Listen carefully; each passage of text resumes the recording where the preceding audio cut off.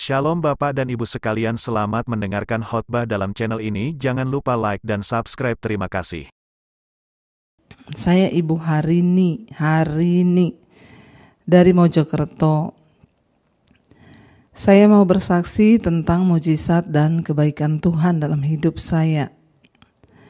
Beberapa waktu yang lalu, saya mengalami batuk yang juga dalam tenggorokan saya gatal sekali. Rasanya pokoknya tidak enak. Saya tidak bisa makan sembarangan, hanya bisa makan makanan yang direbus dan juga minum air putih hangat saja. Karena kalau makan selain itu pasti batuknya semakin menjadi-jadi, bahkan tidur malam pun tidak nyenyak. Saya pasti terbangun karena batuk-batuk terus. Saya hanya minum obat yang beli di toko obat dan tidak berobat ke dokter. Sembuh sebentar, kambuh lagi, sembuh sebentar, kambuh lagi. Begitu selamanya. Dan itu saya alami selama 4 bulan. Sungguh sangat tidak enak, Bu. Tapi saya terus memohon kepada Tuhan, saya minta ampun bila penyakit ini karena dosa. Saya minta ampun pada Tuhan, saya minta kesembuhan. Saya bilang, Tuhan, saya minta kesembuhan yang sempurna. Dan puji Tuhan, setelah saya terus bergumul, Tuhan mengabulkan doa saya. Sudah selama 2 bulan ini saya tidak pernah batuk lagi. Memang Tuhan benar-benar dahsyat. Saya juga bersyukur, Bu, Tuhan banyak mengubahkan hidup saya. Dan juga Tuhan banyak mengubah hati saya, juga karakter saya. Puji Tuhan. Setelah saya terus rutin mengikuti mesbah doa dan juga mesbah syukur setiap hari, bahkan semua khotbah-khotbah Ibu saya ikuti. Puji Tuhan, Bu, sekarang saya bisa mengendalikan hidup saya. Saya belajar terus dari firman Tuhan yang Ibu sampaikan. Semakin hari hidup saya semakin diubahkan oleh Tuhan. Amin. Terima kasih Ibu. Mohon maaf kalau kesaksian saya ini panjang. Saya bersyukur dan berterima kasih pada Tuhan Yesus. Saya juga berterima kasih pada Ibu Debbie yang sudah membimbing saya untuk menjadi lebih lagi mengerti tentang firman Tuhan. Saya bersyukur, Bu, Tuhan, saya berdoa semoga Ibu dan keluarga selalu dalam lindungan Tuhan, juga diberi kesehatan agar terus bisa melayani dan memenangkan jiwa-jiwa seperti saya ini. Amin. Kita semua juga, oh ya Bu, saya sudah mengikuti mesbah doa sejak bulan Juli 2020 yang lalu. Sampai sekarang saya terus mengikuti, bahkan tidak pernah bolong sekalipun. Wow. Dulu saya pertama kali itu dikirimi teman khotbah-khotbah Ibu. Luar biasa, Tuhan Yesus dahsyat dan ajaib, dan apa yang tidak pernah kita pikirkan Tuhan sediakan. Yang luar biasa adalah Ibu diubahkan, ya, karena itu adalah mujizat terbesar ketika hidup kita diubahkan Tuhan dan kita mau terus, ya, hati diubahkan, hidup diubahkan, ya, dan karena itu kita boleh mengalami kesembuhan dan juga pemulihan. Iya, kita akan melanjutkan pembacaan firman Tuhan malam hari ini, saudara. Ya, kemarin kita sudah selesai dengan Keluaran pasal 17 di Masa dan di Meriba. Ya, kita sudah baca. Masa dan Meriba itu tentang bagaimana mereka akhirnya tidak mendapat air. Lalu Tuhan menyuruh, ya, Musa untuk, ya, naik ke gunung dan memukul gunung itu, ya, dan keluarlah air dari gunung Horeb.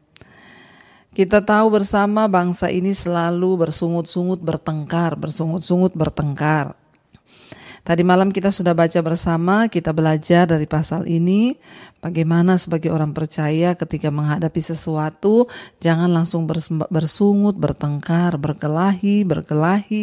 Tuhan tidak suka, saudara, kalau kita punya karakter yang seperti itu. Kenapa bangsa ini terus diizinkan Tuhan mengalami hal-hal yang, ya, rasanya sulit, ya, dan tidak mereka mengalami pergumulan di padang gurun. Kenapa?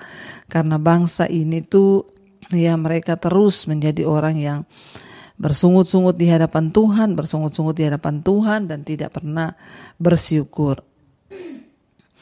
Iya, kita lanjutkan sekarang pembacaan kita sudah sampai di Keluaran pasal 17. Kita ingat kemarin saudara ya, Tuhan berkata kepada bangsa itu lewat Musa, kenapa engkau mencobai Tuhan? Dan mengapa engkau bertanya, adakah Tuhan di tengah-tengah kami atau tidak? Tuhan itu ada, sekalipun keadaan kita sulit. Penyertaan Tuhan bukan berarti membuat kita tidak mengalami pergumulan, tapi Tuhan setia ya ketika kita ada dalam pergumulan. Sekarang kita masuk pasal 17 ayat yang ke-8. Judul perikopnya di sana adalah kemenangan orang Israel melawan orang Amalek.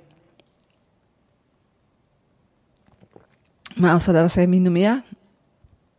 Tiba-tiba nih ya, kesaksiannya batuk. Leher saya juga jadi gatal dalam nama Yesus nih. Iya, firman Tuhan berkata kemenangan orang Israel melawan orang Amalek. Ayat 8. Lalu datanglah orang Amalek dan berperang melawan orang Israel di Rafidim. Musa berkata kepada Yosua, pilihlah orang-orang bagi kita, lalu keluarlah berperang melawan orang Amalek. Besok aku akan berdiri di puncak bukit itu dengan memegang tongkat Allah di tanganku. Saudara, kita melihat di sini ya bahwa di dalam perjalanan selalu ada persoalan ya. Ketika mereka disertai Tuhan pun tetap ada pertempuran, ada hal-hal yang rasanya dapat menghalangi kita mencapai tujuan Tuhan. Siapa orang Amalek ini yang menyerang mereka, saudara? Kita tahu bersama, kita sudah belajar dulu ya, orang Amalek itu adalah keturunan dari Amalek itu cucu Esau. Ya, ingat Esau itu adalah saudaranya Yakub yang pernah diambil hak kesulungannya. Sejak Esau dan Yakub itu bertengkar karena Yakub mengambil hak kesulungannya, lalu mereka menjadi keturunan yang bermusuhan. Jadi orang Amalek ini keturunan dari Esau, saudaranya Yakub, saudara. Mereka itu adalah suku nomad yang kejam dan diam di gurun pasir di daerah Laut Mati. Mereka menjalankan sebagian dari roda kehidupan mereka dengan sering melakukan perampokan ya, dan di perkampungan lain mereka suka merampas dan mengambil barang-barang orang. Juga orang yang sedang dalam perjalanan. Jadi mereka ini ya, Esau itu cucunya itu keturunannya diam di dekat Laut Mati ya, dan mereka hidup dari perampokan ya, mereka penjahat. Lain dengan ya keturunan Yakub yang sudah menjadi anak perjanjian Abraham, Ishak dan Yakub. Ya, dan dikatakan di sini saudara, mereka itu membunuh untuk kesenangan mereka. Ya, keturunannya Esau ini orang Amalek. Salah satu penghinaan terbesar ya dalam kebudayaan Israel adalah dengan memanggil seorang dengan sebutan teman orang Amalek. Jadi di Israel itu saudara, ya kalau orang itu jahat atau orang itu tidak baik, disebut gini, wah itu temannya orang Amalek itu. Nah, itu satu sebutan yang sangat menghina atau sangat ya itu penghinaan terbesar. Kalau sampai ada yang bilang kau dasar temannya Amalek gitu saudara ya. Karena terkenal bangsa ini adalah bangsa yang tidak baik, mereka perampok, semualah pembunuh, semua yang jelek ada pada mereka saudara. Ya seperti yang sudah ditulis oleh firman Tuhan. Dan ketika orang Israel memasuki wilayah itu, prajurit-prajurit Amalek melihat hal ini sebagai kesempatan untuk mereka memperoleh kesenangan dan keuntungan. Namun suku yang suka bermusuhan itu siap untuk menyerang kelompok yang salah. Suatu umat yang dipimpin oleh Allah yang akan mereka serang. Biasanya mereka menyerang orang-orang yang lewat. Tapi kali ini mereka mau menyerang Israel, yaitu ya bangsa yang dipimpin oleh Allah sendiri. Bagi budak-budak bangsa Israel, mengalahkan suatu bangsa yang suka berperang semacam itu merupakan bukti yang lebih dari cukup bahwa Allah menyertai mereka sebagaimana yang Ia janjikan. Ya, karena Amalek ini terkenal sebagai bangsa yang suka berperang dan ya mereka kasar, saudara. Jadi tidak sembarang orang bisa berhadapan dengan mereka. Tapi Tuhan menyertai bangsa Israel. Lalu Musa berkata kepada Yosua, pilihlah orang-orang bagi kita. Ya, mulai muncul Yosua di sini, saudara ya. Lalu keluarlah berperang melawan orang Amalek. Besok aku akan berdiri di puncak bukit itu dengan memegang tongkat Allah di tanganku. Di sini kita mulai bertemu dengan nama Yosua untuk pertama kalinya. Kita tahu Yosua lah yang meneruskan perjuangan Musa membawa bangsa itu sampai ke tanah perjanjian. Kemudian hari ia akan menjadi pemimpin yang besar, Yosua ini, saudara. Dan dialah yang akan membawa umat Allah meneruskan apa yang dilakukan Musa sampai ke tanah perjanjian. Ya, sebagai seorang pemimpin pasukan di Israel.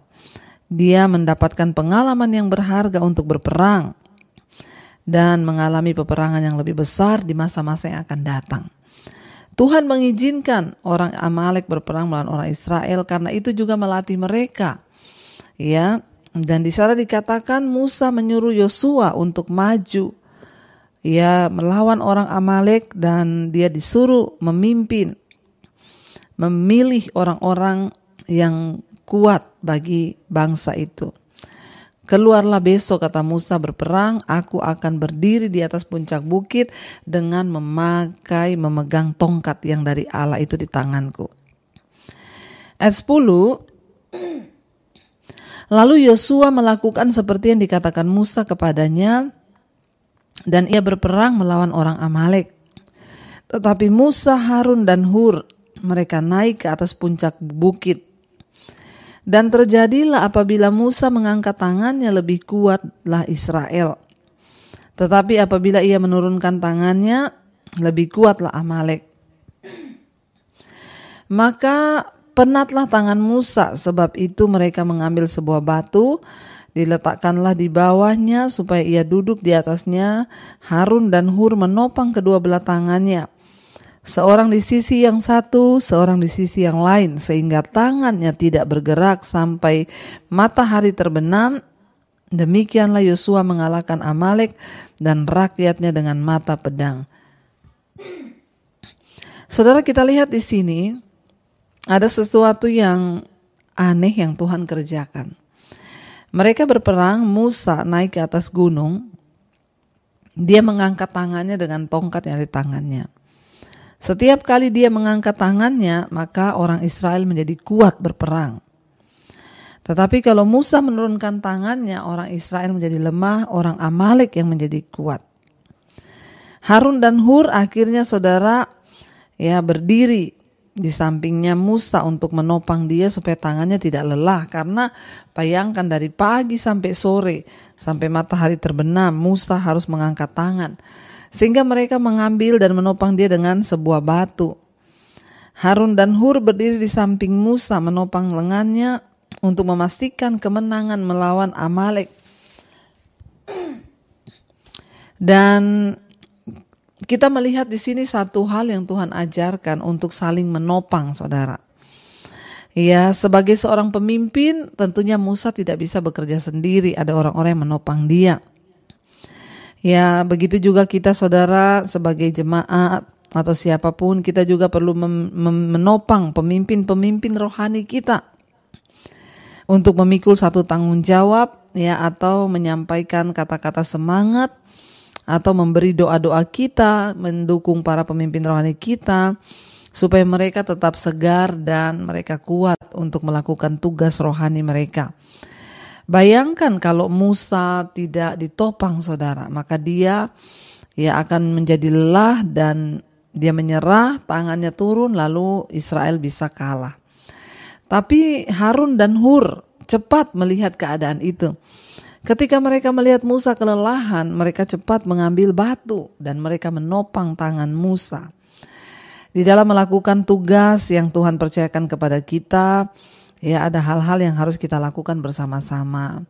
Ya saudara, saya menopang saudara dalam pertumbuhan iman lewat firman Tuhan. Saudara juga harus menopang saya di dalam doa-doa juga.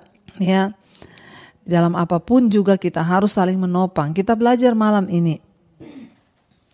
Kalau tadi malam kita belajar untuk tidak bertengkar, bersungut-sungut, bertengkar. Malam ini kita belajar untuk bisa saling menopang. Di dalam rumah tangga, suami istri harus saling menopang. Ya, orang tua dengan anak, anak dengan orang tua harus saling menopang. Ya, seperti yang dilakukan oleh Harun dan Hur terhadap Musa. Kita melihat ketika mereka menopang, akhirnya kemenangan bisa terjadi kepada bangsa Israel. Ya, kemudian berfirmanlah Tuhan kepada Musa, ayat 14, tuliskanlah semuanya ini dalam sebuah kitab sebagai tanda peringatan. Dan ingatkanlah ke telinga Yosua bahwa aku akan menghapuskan sama sekali ingatan kepada Amalek dari korong langit. Lalu Musa mendirikan sebuah mezbah dan menamainya Tuhanlah panji-panjiku. Ia berkata, tangan di atas panji-panji Tuhan. Tuhan berperang melawan Amalek turun-temurun. Kita melihat di sini saudara, Tuhan akhirnya berjanji bahwa Dia akan menghapuskan kenangan Amalek untuk selama-lamanya. Iya, dan Dia memberikan kemenangan atas orang Israel lewat Yosua. Saudara, ya, kita tidak perlu takut dengan apapun yang akan menghadang. Di dalam kita berjalan menggenapi panggilan Tuhan dalam hidup ini seringkali ada tantangan, ada peperangan yang harus kita hadapi, tetapi percayalah waktu kita ini saling menopang. Ya, kalau Musa sendiri saya percaya tidak akan melihat kemenangan. Dia kecapean angkat tangan. Tapi karena Harun dan Hur yang peka melihat keadaan itu dan mereka menolong Musa, sehingga akhirnya Musa tetap kuat sampai pada malam hari di saat matahari terbenam dan orang Israel memperoleh kemenangan. Orang Amalek kalah dan Tuhan menyatakan kebesarannya. Kenapa? Karena bangsa Israel berhasil melawan Amalek, adalah bangsa yang keras, bangsa yang jahat, bangsa yang suka membunuh, merampok, tapi mereka berhasil dikalahkan oleh Israel. Karena itu saudara, percayalah jika kita dalam rumah tangga saling menopang, ya maka kita akan melihat juga kemenangan demi kemenangan kita raih. Mari kita mau tundukkan kepala, kita mau sama-sama merenungkan firman ini. Saya percaya firman Tuhan selalu memberikan kita nilai-nilai yang berharga untuk bisa kita renungkan. Terima kasih Bapa, ada banyak hal pelajaran yang kami dapat dari setiap kebenaran firman-Mu. Ajarkan kepada kami Tuhan, untuk kami boleh saling menopang dalam keluarga, rumah tangga, dalam bergereja, dimanapun kami berada. Biar kami boleh saling menopang, yang kuat menopang yang lemah, agar kami boleh melihat kemenangan demi kemenangan terjadi. Kami mau mulai itu dari rumah tangga keluarga kami. Istri menopang suami, suami menopang istri, anak-anak menopang orang tua juga menopang anak. Biarlah kami melihat kemenangan dan pembelaan dari Tuhan. Berkati setiap mereka yang ada dalam persoalan yang berat, dalam masalah-masalah hutang piutang, masalah rumah tangga, Tuhan pulihkan. Bahkan Engkau yang turut bekerja menyelesaikan segala sesuatu. Yang ingin menjual aset, Tuhan juga pertemukan dengan pembeli yang terbaik. Berkati Tuhan setiap mereka yang sedang terbaring sakit. Apapun sakit penyakitnya, kami tahu bagi Tuhan tidak ada perkara yang mustahil. Jamah, lawat, sembuhkan Bapa. Kami berdoa dalam nama Tuhan Yesus. Biar sakit penyakit di tubuh kami mengalami kesembuhan. Tidak ada perkara yang mustahil. Ampuni dosa pelanggaran kami. Kami tolak segala kuasa kegelapan yang coba mengganggu hidup kami. Tuhan juga memberkati setiap mereka yang terikat dengan dosa-dosa, kenajisan, percabulan, homoseksual, lesbian, perselingkuhan. Kami buang semua kedagingan hawa nafsu dunia ini yang bisa membuat kami binasa.